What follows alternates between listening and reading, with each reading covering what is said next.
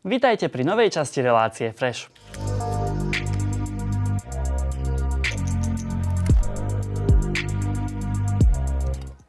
Väčšina umelcov má vo svojej diskografii viacero známych piesní. Dnes sa ale pozrieme na interpretov, ktorým sa podarilo preraziť len s jednou skladbou. Najskôr sa ale pozrieme na hudobné novinky. 15-ročná Vanessa Horáková vydala ďalší hit. Spolu s kapelou Gypsy Kuli sa dostali na druhé miesto v trendoch so skladbou Amarok mi ben. Kali v spolupráci s Momom vydal pesničku Svedomie. Pieseň je ochutnávkou Kaliho nového Extended Play. Aj druhá Kaliho novinka je úspešná. Skladba Barválo, ktorú vydal spolu s raperom PAT, je na 7. mieste v YouTube trendoch.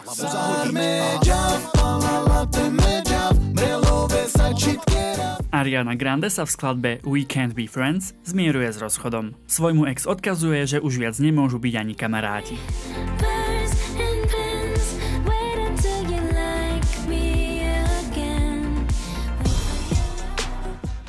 Na Latino Party táto pieseň roztancuje celý parket. Mambo No. 5 je hit od nemeckého speváka s menom Lou Bega. V piesni, ktorá vyšla v roku 1999, spojil jazzovú hudbu s pikantným textom. Počas refrénu spieva o aférach s takmer 10 ženami. Mambo No. 5 má na YouTube viac ako 500 miliónov videní.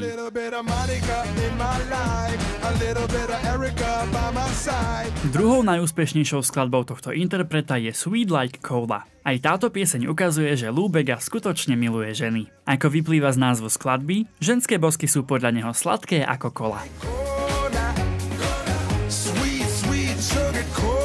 V roku 1997 uchvátila svet dánska eurodance skupina Aqua svojím hitom Barbie Girl. Nápad zložiť túto pieseň dostal klavirista kapely Søren Rastu po návšteve múzea v Kodani. Jedným z exponátov bola socha vyrobená z bábik. Na prvý pohľad sa zdá, že Barbie Girl je ironickou pesničkou. V skutočnosti textom Aqua poukazuje na pokrytectvo modernej spoločnosti, ktorá kladie dôraz na perfektne vyzerajúce telá a plastickú chirurgiu. K úspechu skladby pomohlo aj farebné a nápadité video, ktoré obsahuje viaceré easter eggy na populárne kreslené seriály, ako napríklad Flintstonovci či Scooby-Doo. Firma Mattel, ktorá vyrába bábiky Barbie, v roku 2000 žalovala skupinu za poškodenie dobrého mena spoločnosti. Mattel tvrdil, že pesnička až príliš sexualizuje detskú hračku. Súd nakoniec rozhodol v prospech dánskej kapely.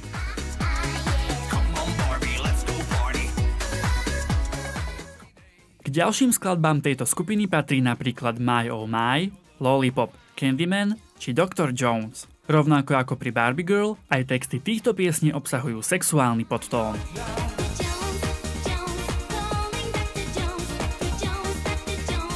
Kanadskej reggae fusion kapele Magic sa podarilo presláviť hneď s prvým singlom. Pieseň Root je inšpirovaná skutočným príbehom. Skupina zhudobnila zážitok svojho frontmana Nazriho s toxickým vzťahom. Pieseň sa síce umiestnila na vrchole viacerých hitparád, no hodnotenia kritikov boli zmiešané. Britská hudobná televízia 4Music ocenila chytľavý rytmus skladby a jej pozitívnu energiu. Naopak, magazín Times skladbu označil ako jednu z najhorších skladieb roku 2014.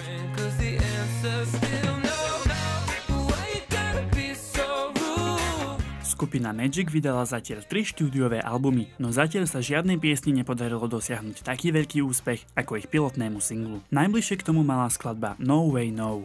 Na oficiálnom kanáli kapely má táto pieseň 120 miliónov videní.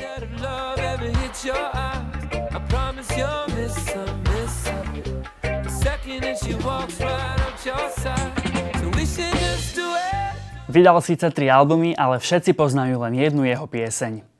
Gotye je austrálsky spevák pochádzajúci z belgických Brúk. Hudobnú kariéru začal už v roku 2003. Skutočne preraziť sa mu podarilo až so svojím posledným albumom s názvom Making Mirrors. Jeho súčasťou bola aj rozchodová pieseň Somebody That I Used To Know, v ktorej okrem neho spieva aj novozélandská speváčka Kimbra. Gotye celú skladbu zložil a vyprodukoval sám. Skladba sa stala virálnou senzáciou aj vďaka tomu, že ju na svojich oficiálnych profiloch prezdieľali herec Ashton Kutcher a speváčka Katy Perry. Gotye do dnešného dňa túto, ani žiadnu inú zo svojich piesní na YouTube nespeňažil reklamami. Urobil tak preto, lebo si myslí, že vo svete je dnes už aj tak priveľa reklám. Rovnako odmietol viaceré ponuky hollywoodských filmových štúdií na použitie svojich skladieb vo filmoch.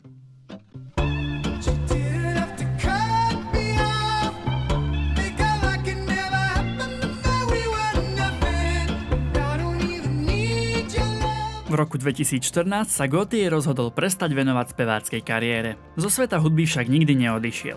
Založil si vlastné nezávislé hudobné vydavateľstvo a bol bubeníkom austrálskej kapely The Basics.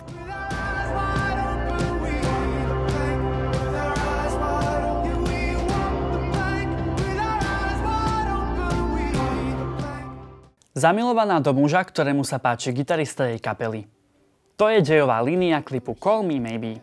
Carly Rae Jepsen je kanadská speváčka, ktorej sa podarilo preraziť so skladbou Call Me Maybe. V texte spieva o láske na prvý pohľad. Pôvodne malo ísť o folkovú pieseň. O zmenu žánru na bubblegum pop rozhodol speváčkin producent. Podobne ako pri skladbe Somebody That I Used To Know, aj tejto piesni pomohlo, že si ju všimli známe osobnosti. V tomto prípade ju na Twitteri zazdieľal Justin Bieber s komentárom, že je to ten najchytľavejší song, aký kedy počul.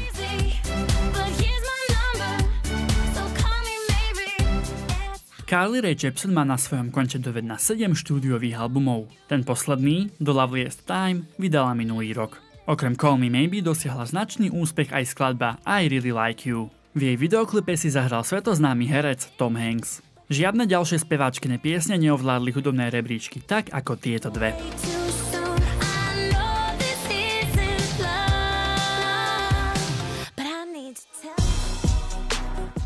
Viktor a kameraman Jakub opäť vyšli do trnavských ulic.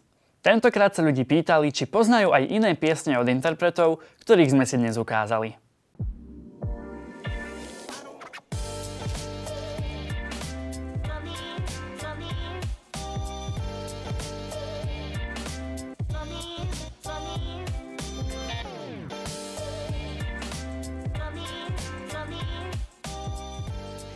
Akú nezvyčajnú pieseň máš rada? Nezvyčajná už v tom, že ju nepoznajú tvoji rovesníci, nepoznajú ju všeobecne ľudia, alebo je proste niečím iná?